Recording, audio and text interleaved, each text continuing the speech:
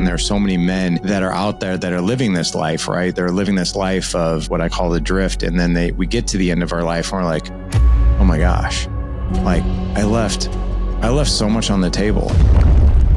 Hello and welcome to the March or Die show today. Very glad to have you joining. This is the show where we do our very best to give you both perspectives and principles that you need to march when it would be easier to stay where you are and die. And so many of us get caught up in what's happening around us, good, bad, or otherwise, that we stop moving forward. And if we don't start moving forward, then really what we've done is we've decided to stay where we are and die. And we need to know how to take those steps. And man, I'm so excited about the guest that we have on today. Larry Hagner is with us. He is the founder of The Dad Edge, which includes a podcast and training programs, a lot of great content for dads. Larry, thanks for joining, man. Really, really appreciate it.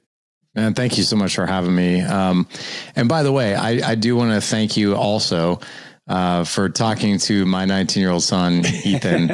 Ethan, so when I had you on the podcast, this was just a few months ago, Ethan has been working a full-time job where he's in a automotive shop, and he had his AirPods in. He was luckily he listens to positive content. So he listens to scripture, and he listens to this podcast. And he was asking me, he's like, who is Jeremy? Like, I came across your interview with him, and I think he listened to that particular interview 4, 5, 6 times, and he just couldn't get enough of it. But he really, really loved it, and he really, really loved you. And I appreciate you giving him a few minutes before we got started today, because he was just like, "Oh my gosh, can I talk to him?" I'm like, "You can talk to him. Yes, I'm sure it'd be fine." Yeah, very few people want to talk to me, so anyone that wants to talk to me, I'm excited about. Man, no, it's cool. And what's cool? A lot of things. One is I know your story a little bit, and so I'll ask you to tell your story, but you having made a decision, I'm going to be the dad that my kids need. I'm going to be the husband that my wife needs. And then seeing this a few years later, a son who cares about the right things and listening to the right things and has a plan and is going after something is super cool. So it was awesome to meet him and connect with him. In a lot of ways, I look at my kids now so I have a 26-year-old, 25-year-old, and then 2 who are still in high school. And I look at my kids now, and I have not done everything right, but I'm so proud of what they've become.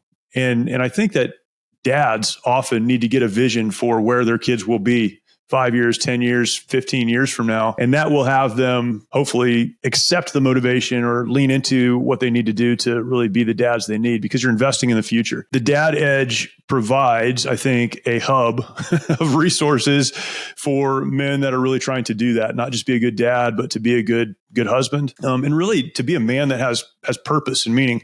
One of the videos on your website, and I watched this week, you put a quote on there, and I don't know if it's your quote or if you stole it from somewhere or if it's one of those I'm not sure who said kind of things. I don't know where it came from, but the definition of hell is being on your deathbed and meeting the man that you could have become or we could have become. And man, that struck me in a way. I think hell is a real place, but I think short of that, that's it, getting to the end of your life and going, I wasted it.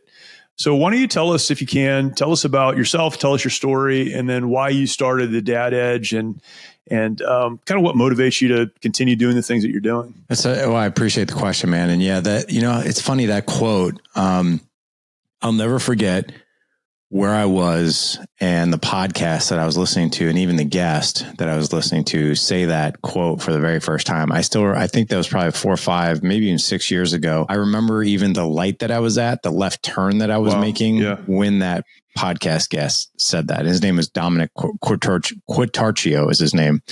And he came on my podcast a few months after that, but I heard him on, actually it was a Choose FI podcast, which is a financially independent type of a platform. But I heard that quote and I was like, oh my gosh, I don't know if I've ever heard a quote that really just hit me in the heart more than that one that I can remember. And, I'll tell you, I really embraced that quote and I started thinking about that quote and I was like, man, there's so much truth to that quote. And there's so many men that are out there that are living this life, right? That they're living this life of what I call the drift. And then we get to the end of our life and we're like, oh my gosh, I left I left so much on the table. I didn't even realize it. I was so busy. I was so overwhelmed by things. I was just trying to figure things out. And like, I really didn't capture this journey the way I truly, truly wanted to, or the way that it was most fulfilling. So, you know, the dad edge is here to disrupt that. That's what I can tell you. And for me, like getting back to your question, you know, why did I start doing this work? Why do I continue to do this work? You know, I came from my childhood was very chaotic, and it was a pretty unique experience, and I'm grateful for it.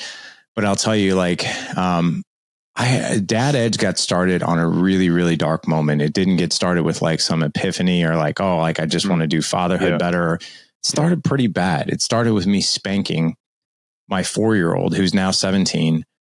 And I swore to myself that I would never hit my kids out of anger, because I was hit a lot. And I struck my son. And here's the bad thing. Like, it didn't just stop there. Like, I spanked my son. He stepped out of line, but I swatted him on the rear end so hard that he fell, and he fell at my hands. But it got worse. Like, as soon as I swatted him, and I had made that promise, because I grew up in an environment where I was hit a lot, and I just did not want to do that. But I remember, like, oh my gosh, what did I just do? And then I went to go help him. So I'm like bending down, and I got my hands open like this, like, oh my gosh. I was like, are you okay? I'm sorry. Right. And immediately when he rolled over and he saw me coming at him, he like just shuddered like this and closed his eyes, like I was going to hurt him again. Yeah. And that's what got me. Like, still to this day, you know, that was 13 years ago. I still remember it as clear as day.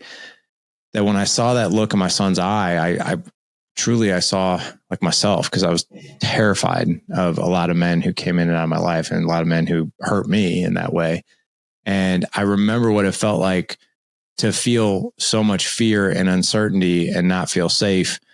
And then I saw that look on my son, and that's how Dad Edge got started. And that was in 2012. And podcast got started in 2015. So even 3 years later, but you know, 10 years of doing this work, dedicated doing this work, and 1,400 episodes and everything that we're doing. I'm still trying to figure this out. Yeah. Right. You know, I think we all are. And, you know, you just met my 19-year-old, and every single season, I think that we turn a corner on with our kids or our marriage or whatever else, it's new ground, you know, like, and I'll finish with this. My oldest son and I, literally the one that you just met before this podcast, he asked me not too long ago, he's like, what's it like being a dad? And I was like, do you know what you felt like the first year of whatever grade that you started, like first year of freshman year, first year of kindergarten, like all those things? He's like, yeah. I was like, that's sort of kind of what every season feels like a little bit for a dad. And I was like, so for instance, like you're 19 years, 6 months and 2 days today, right? Well, today is my first day raising a 19-year-old who's 6 months and 2 days. And tomorrow will be my first raising a 19-year-old 6 months and 3 days. Yeah. I was like, so it's always changing. It's always evolving. You always got to be learning. So it's always, you never quite feel like you have your feet underneath of you completely, but you have to keep taking steps, and you have to keep creating the stable ground on which your feet are going to be walking on. Yeah. Man, that's so good. I think one of the discouragements of being a father is you feel like you never figure it out. And a lot of that is because your kids are changing. It's also because you're changing. My wife and I talk about this a lot now because we have 2 adult kids. So my oldest is my oldest daughter. She's working a job. She's out doing her own thing. And so it's this, well, how do we continue to support her as her parents in this new phase of her life? Right. So we're trying to figure that out. And then my son, who's a police officer, I mean, that's a whole thing. Just, you know, trying to understand that and navigate that emotionally and all the stuff that he's involved in. But then he's married. They have a baby. That's our first granddaughter. And it's like this whole new world for them, for us, for everyone. And you just feel like you never get it. And then with the teenagers, it's the same thing. And so it can be very discouraging. How do you, I won't ask you how to navigate that, but what are the principles that you keep coming back to then? So, you know, this is a new day. This is new ground. We're trying to figure this out for the first time, and we're trying to work through whatever you're working through with you. What do you stay anchored to that gets you through that, or that helps you make the right decisions during those, you know, new days? I would say the main anchor is my faith, you know, like that's like literally the foundation, I feel like, of my entire house. And if I were to say my house, my entire life, my family, everything, right? Yeah. it's to constantly anchor myself in faith and prayer, that there's a divine heavenly Father that's kind enough and loves me enough to help me, anytime I need. And I really anchor into that. So when I'm in a state of confusion or overwhelm, or I'm not exactly sure what that next step is, I really try to anchor into that faith in my heavenly Father, right? Because he usually has the right answer. And through prayer, I usually find that guidance that I need. And then I would say, like, the earthly things that I really lean into is I know it sounds very vague, but it's communication and being able to talk about the tough things. So, like, for instance, I love having conversations with my kids, and I love having comfortable ones.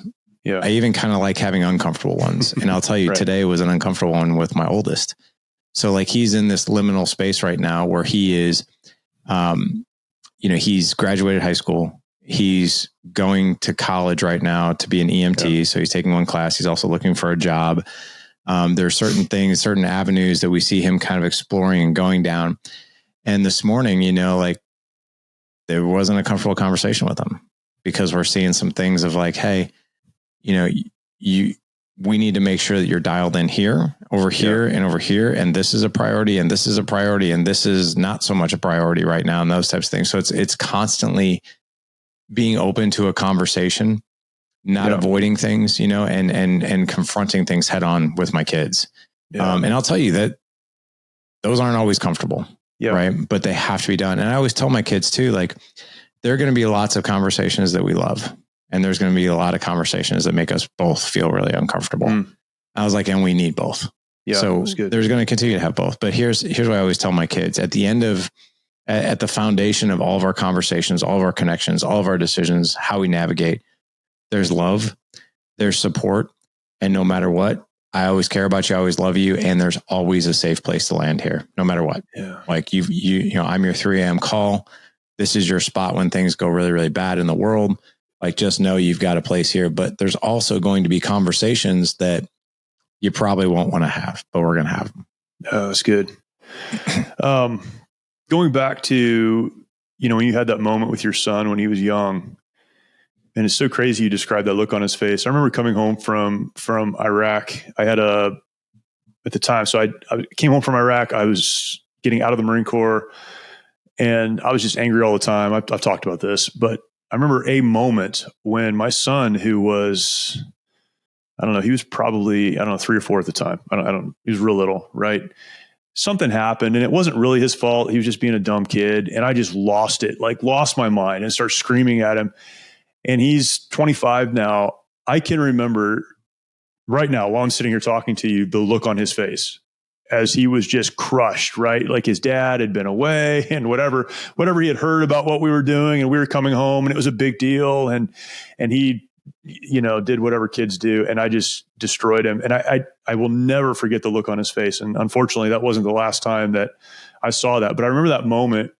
I think a lot of dads can relate to that moment. What a lot of dads can't relate to, though, is that becoming a catalyst for change. I think a lot of guys, they have those moments. They don't like them. I don't think most people, there's some bad dads, right? But most people don't want that. They want to be a good dad. They want to have a good relationship, but they keep having those moments.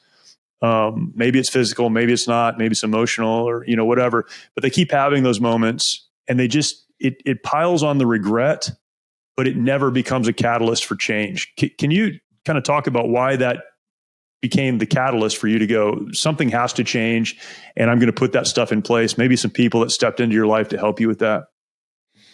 I think so. For me, the catalyst for change was, and back then I wouldn't really focus on this now, but I was so focused on what I didn't want, so like, I knew, man, Jeremy, like when that first, and there were things that I was a dad for 6 years before that really horrible situation took place. But there was a lot of not so great things that happened all the way up to that point, I mean, I was never abusive up to that point or anything like that, but I wasn't a really engaged father. I really was not a dad who was very patient.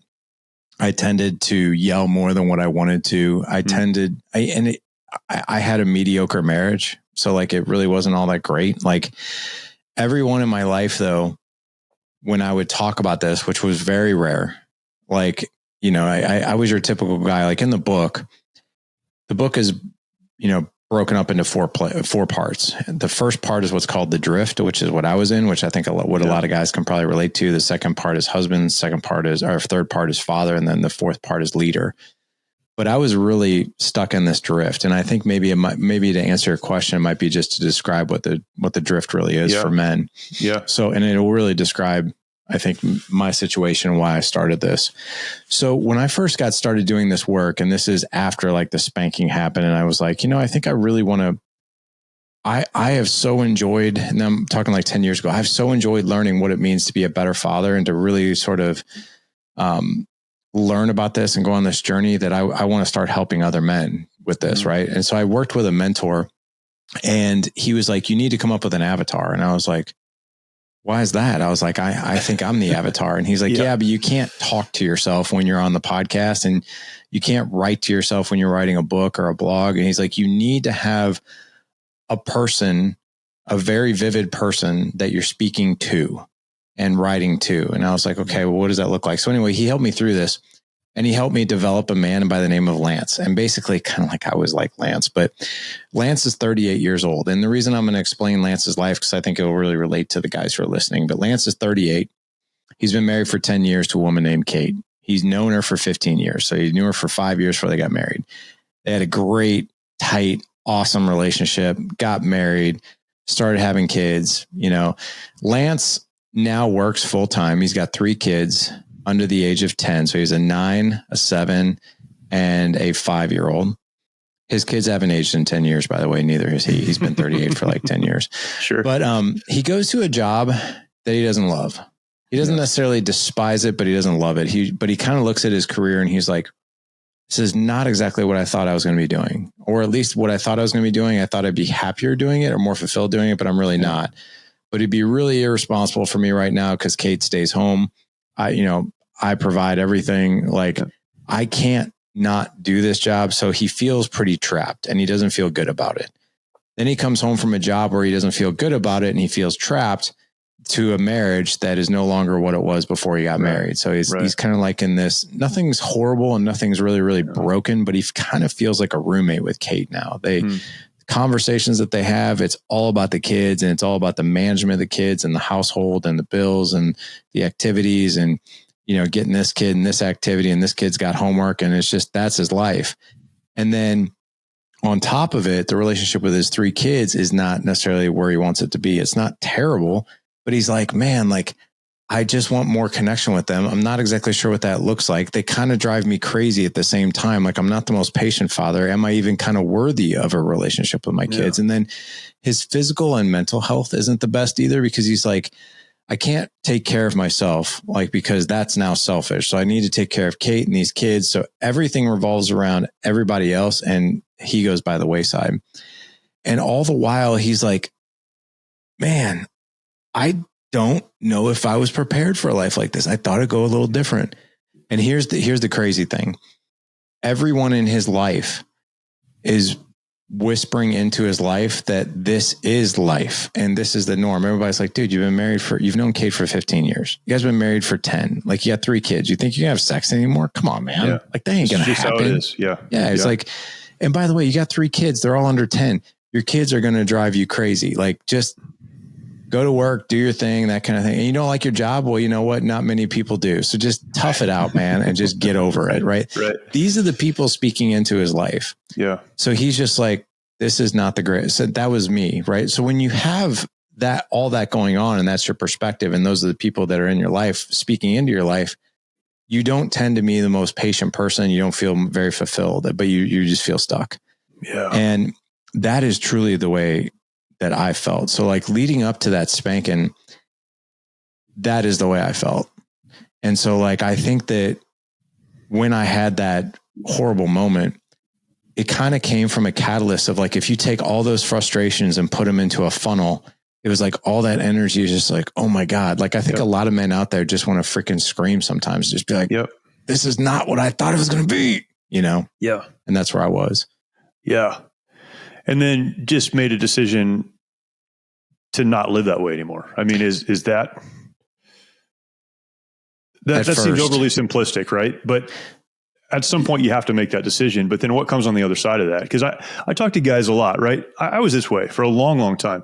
I made the decision to do things different, like 6 times a week, right? Like, I'm not going to be that guy anymore. I'm not going to be that, whatever, whether it was husband or father or whatever. But then 2 days later, I was back in the same situation. And I think a lot of people are that way. Oh, I anytime things get, and you know this obviously from what you do, whenever anything gets really uncertain, you just go back to what you were doing before. Yeah. How do you work with kids that have seen that side of you and rebuild trust so that you can, as they get older, have those hard conversations, right? We have good conversations and bad conversations. The good conversations are easy to have. That's been my experience. The bad conversations are built on trust. They may not like it, but they trust you. How do you go from a child stepping back when you reach for them to being able to say, hey, this needs to change? We have built trust in a once, strained or hurt relationship. So I think, are you familiar with a man by the name of Dan Holloway? I'm not, no. He runs a podcast called The Citizen. Okay. He also runs a podcast called Drinking Bros, which I think is one of the biggest podcasts out there. Okay. Yeah, I know the podcast. Yeah. Yeah. So, I was on that podcast this past weekend, and Dan said something that I thought was really, really interesting. His co-host Ross asked him, he's like, what do you think is one of the main responsibilities of a man? And Dan, I thought, just hit this answer out of the park. And he's former military as well. Yeah. And he's like, the number one job of a man at the base of what a man should do in a family is build trust. Like, this is a safe place and this is a trusted place. And I need to building trust is literally the number one thing. And I agree with that. And I think, to answer your question, I'm very, very, very real with my kids. In other words, I've had to build a lot of trust and credibility over time, especially, but I mean, that's literally been what I've been doing for the past decade. So like, if I'm wrong, which by the way happens pretty often, right? If I'm wrong, it does. But luckily, like I feel insanely confident that if I were to bring Ethan up here right now, or any of my kids, be like, what does dad do when he's wrong? And I would tell you that they would probably answer you without hesitation is dad will say he's wrong and apologize. Yeah. And I think when a dad has this self-awareness and knows that there's truth, he doesn't try to cover it up. In fact, I'm on the other side of this now, but I also know that if I don't build trust in that way, and I don't have self-awareness, and I don't have ownership in my own decisions and what I do, and I give excuses, that's exactly the type of young men I'm going to raise. The ones that give excuses and it's everybody else's fault. So I honestly, over the past decade, I've embraced those times where I actually get to apologize and show ownership, because number one, I think the most powerful person in the room is the one who has nothing to hide. And I also think it's a tremendous opportunity to show your kids like, hey, this is humility, this is ownership, and this is how you gain trust. And it's by apologizing and being humble and owning everything. And I'll tell you, man, my kids, it pleasantly surprises me. It doesn't happen all the time, but I would say it happens a lot of the time. Of if I stand toe to toe with my kid and be like, what happened here? Like whatever they might have done wrong. And I'm so pleasantly surprised by the majority of the time, my kids are like, yeah, no excuses. Really bad decision. Yeah. Here's what I would have done different. I'm like, dang, that's pretty cool. Yeah. But yeah, it's really just owning those uncomfortable moments that you have and apologizing and owning them. That's good. One of the things we say in our program, we teach one class on legacy, and part of the legacy is understanding your kids and how to invest in your family. And one of the points that's made is you need to intentionally share your success with your children. And there's a lot behind that. One is we live at a time where the participation trophy is a big deal, right? And kids aren't supposed to dream, and they're not supposed to try to be better than anyone else. And so you need to talk about those successes in your life, those times where you had a dream and you put in the hard work and you did the thing and you succeeded, because that helps your kids then dream for the future. But if you're going to share your success, which we're all pretty good at, you also need to share your failures. And that needs to be something that is intentional. Times that I had a dream, I put in the work, and it just didn't work out the way that I thought it would. And I think connected to that, like you said, is apologizing. And one of the points that I make, and this comes from a place of like sincerity in my heart. I know that my kids are going to make mistakes. I know that they're going to fall on their face and things are going to happen. But if the only message I've ever communicated to them is I've always done it right, I've always, been a success, or because my kids know me, I'm not willing to admit when I failed. Well, then when they fail, and they certainly will, they're not going to come to me for help. They're going to go somewhere else. And I want to be the person that they reach out to and say, man, I screwed this up. I don't know what to do next. Can you help me? And I think a lot of parents and dads in particular are so good at talking about who they were, what they did, what they accomplished. Some of it's not even true, but we project this like I'm a winner all the time thing. And so our kids think, wow, if I can't measure up to that, then I need to go somewhere else. And yeah, the transparency thing is huge. I don't know if there's anything more important. I don't know. Oh, I agree. I think it's taking that mask off, it's taking that veil off. And it's really scary too, because I think a lot of, and I was raised by parents like this, and maybe you were too, but I also think, I don't think they were trying to do anything wrong. I think that's just the way that they raise kids. And that was I remember like a few times, growing up, and it was mostly my mom that raised me. She was, there were dudes that were constantly in and out. Like she was married several times and there was always guys in and out. But one thing that my mom, like if there was wrongdoing, my mom would like literally say, I'm the mom. Yeah. I don't apologize. Yeah. Like I'm the mom, you're the kid. I'm right, you're wrong. Like literally that was it. Like there is no wrongdoing on this side of the equation, on this relationship. I am the authority figure here. Yeah. And I think, deep down, like my mom will tell you this day, she was like, oh, I was wrong a lot.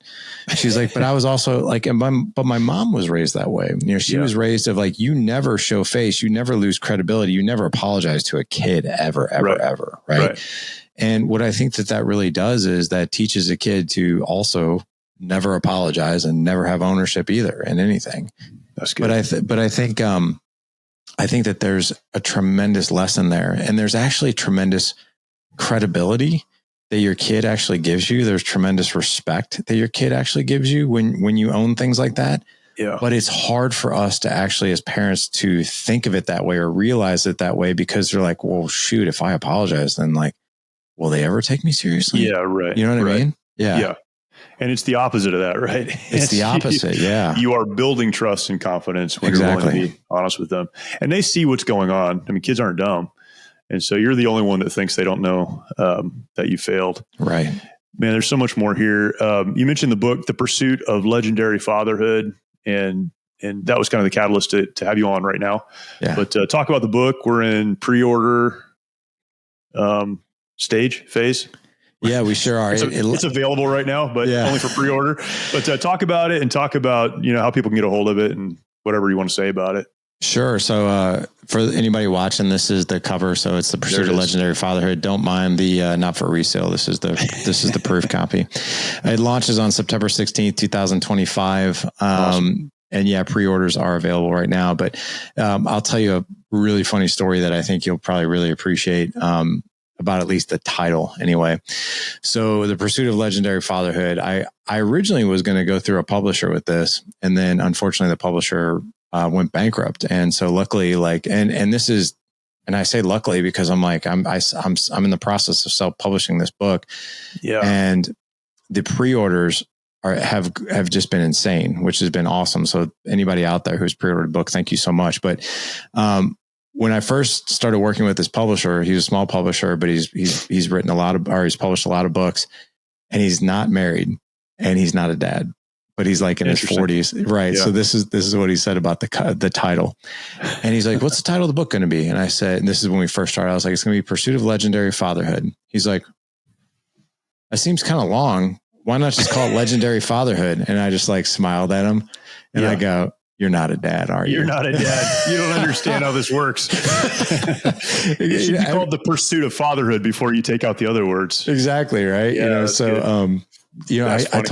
I did. He's like, what do you mean? I was like, well, as far as I know, there's never been any man. There's only one perfect man that's walked the earth. Right, and even he right. didn't even get to a top of a mountain saying, look, I'm a perfect father. Like I'm legendary. Right. I was like, but there's the pursuit of it, right? There's the learning, there's the growth, everything that you and I were talking about. There's a new season right around the corner. So it's not like you ever get to be like, look, I'm a master at this. Right. Right. So yeah, the book is broken up into 4 parts. Like I said, the drift, we kind of already explained that.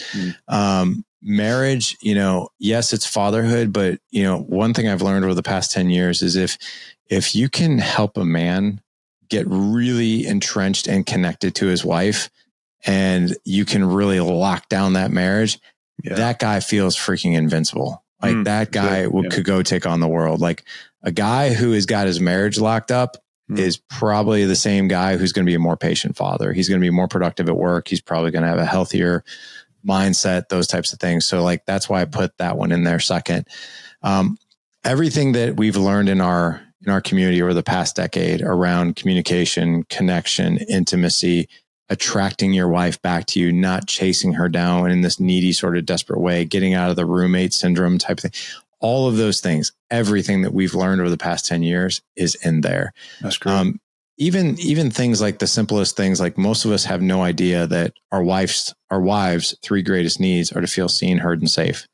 Like a lot of men don't know that. A lot of men don't even know their own needs are to be respected, appreciated. We need physical affection. So once, even in the marriage, if she knows your 3 needs, you know hers at the most basic level. If you know how to make your wife feel seen, heard, and safe, she's going to be a little crazy about you. Like she just really, really will. So there's a whole section on that. And then the next section is fatherhood. So in that section, raising strong, young, confident boys, raising strong, confident young women, right? So there's daughter elements in there. There's boy elements in there. There's creating environments of psychological safety where you can actually have conversations with your kids and they will tell you the darkest things, the things they're not proud of, the things that they're probably trying to hide from you. And suddenly you become like the most trusted individual in the family. Like you can actually be that as the dad. I truly think that that's the way God made us, is this way that, hey, I'm your heavenly father, I'm your go-to, but I'm also going to put this man on earth that he is your go-to for everything. That's good. Yeah. So we go in depth in there. And then the last section of the book is all about leadership. And the very last, I put in 10 pillars of leadership in there. And I know you're a faith-based guy. I haven't been able to talk about this on every single podcast, but I'll close with this. The very last element of leadership in the book is spiritual leadership. And I've had a few guys be like, why did you put that last? I was like, because I want you to remember that one. Yeah, right. Right. Because, and here's what I'll say about that. I think that out of the 10 pillars of leadership that I mentioned in the book, I think that one is the hardest for a lot of guys to get their head wrapped around. And it comes from a place of like, well, maybe I don't know enough about it to even teach it or lead it. Here's the other one too. This one really snuck up on me. I don't feel like I'm worthy enough to do that one. Yeah. But in actuality, that is how we are created. We are already worthy enough to do that. And the way that I do it in my house, and maybe this will ring true for a lot of guys, I don't know everything about the Bible. I don't even know. I feel like I'm always scratching the surface on my faith. But here's what I do with my kids. I'm like, I don't know a ton of, I know quite a bit about this, but I don't know everything I should. I feel like I'm barely scratching the surface. Let's go learn it together. So we learn it together. Like right now, my 19-year-old and I, we're in a Bible study every day. That's cool. So we read a chapter of the Bible every single day and we discuss it. We watch a video about each chapter as well. And then we really try to unpack it and discuss it. And I think that that's one of the ways we can exemplify even leadership is like, hey, let's be students together. Right. Just things like that. Yeah. People think that leadership is you have it all figured out. It's not that. If anything, it's the opposite. It's the opposite of that. It's we're going that direction. We know that. And, I'll be the impetus to get us moving, but let's figure it out together. Yeah. That's awesome. One of the things I've heard you say about this book, and I appreciate this. You've written a bunch of books. You said this is your sixth or eighth. So I've written 3 kids books, and like I don't know if those really count. Yeah, but like but I've written they take work. I've written 3 chapter books. Yeah, so 6 total. Yeah. So and I've written a bunch, and most of the time when you write, it's I have a topic, and then I'm gonna put this together, and hopefully it takes a year or whatever it takes. But I've heard you talk about this differently. This really is the result of the work you've done over the last 10 years. And I really appreciate that, because it's not a research project that you had, or let me find out what other people have said about it. I've learned this by counseling and mentoring and helping and learning and probably failing and all the rest of it. How important was that to this particular book?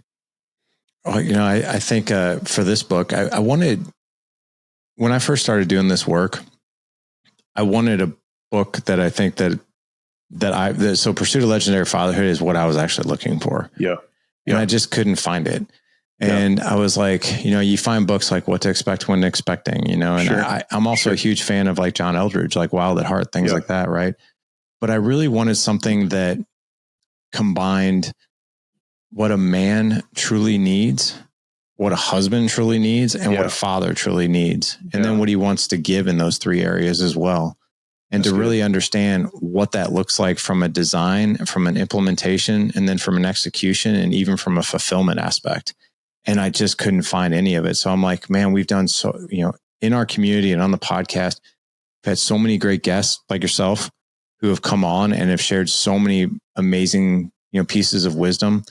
How can I take all of these like pieces of gold and put them into like one pot of gold to where someone could then just go gobble it up. Right. And the last thing I'll say about it too is, I've had Gary John Bishop on the podcast 6 times now. Every time he writes a book, I've had him on, but he said this one thing that really, really rang true. He's like, I wanted to write books that people could pull off their shelf, look in the table of contents and be like, that's what I need right now. And then to just open it up and be like, okay, those are the 10 pages I needed right now. And that's what I want to do with this book as well. So each chapter is really short. There's 4 parts, like I said, but each chapter is short. And it's meant to be like, pull it off your shelf, look in the table of contents. What do you need right now? It's there for you. That's good. Last question. I have a lot of questions, but this is the last one for today. I'm going to get this book for my son who's newly married, has a young child. This is the right time for him. I'm going to read it myself. I've been married for 27 years, but we're always learning, right? Can you just real quick talk to a guy who's not married or is newly married, the guy who's in the middle of this thing, he's middle-aged, he's been doing this for a long time, and then maybe someone who's a little further down the road? Why do those people need to get this, to read it, and to use it? Because it's easy to go, well, that doesn't apply to me. I've been married a long time, or I'm not married yet, or whatever. I think about this. I'm like, no, everybody needs to read it. But can you talk to those groups real quick? Sure. So let's talk to the guy who's, maybe doesn't have kids yet, or maybe he's married, or he's getting married. Then, a guy might be like, well, that's not necessarily my world yet. I would look at that as, well, if you went to college for engineering and you haven't graduated yet, but you still need to go through freshman, sophomore, junior, and senior year, this might be a really good playbook for you, to get ready before you, get that diploma or you have your first kid or whatever you want to call it. Right. If you're in the heat of it, right. If you're like, I've already had my first couple of kids, I'm good. I'll even compare this to like the military, right. Which is like, okay, you're in the military and, this is what you achieved. But there's a lot of guys in the military. They're like, you know what?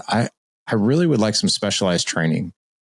I want to go a little bit deeper into these areas and get more training, whatever areas those are, and call it the areas that we were talking about. Like, well, yes, I'm married and on the surface things are going well, but like what's in the detail here? Like, what am I missing? What can I kind of go get more specialty training in that maybe the rest of the world or maybe my buddies aren't doing? Yeah. This book will serve for that as well. And then, you know what? I mean, for guys like me and you, right? You've been married for 27 years. I've been married for 22. I think I just turned 50 and I'll tell you, I still feel like I still have this hunger for information, because not every season is going to be the same. A lot of the same communication skills that I've learned when my son was 9, when I first started doing this work, and now he's 19, still ring true today. And I can tell you that over the past 10 years, and let's just take my 19-year-old out of 4 of my boys, he's the oldest. What I can tell you is my relationship with him, the trust, the credibility, everything that we have, and we're really tight. I mean, we even do a weekly podcast together, he and I. It wouldn't be that way had I not constantly been learning. And then, but for all my guys out there who are raising adult kids, the elements in there around conversation, connection, communication, and environments of psychological safety. You know, you have a son who's a police officer, right? And God bless that young man. And God bless you. You know, he's putting himself in harm's way. How old is he? He's 24. Okay. He's 24. Yeah. That man still needs his dad. Yeah. Big time. Right. And his dad still wants to be a big part of his life. Right.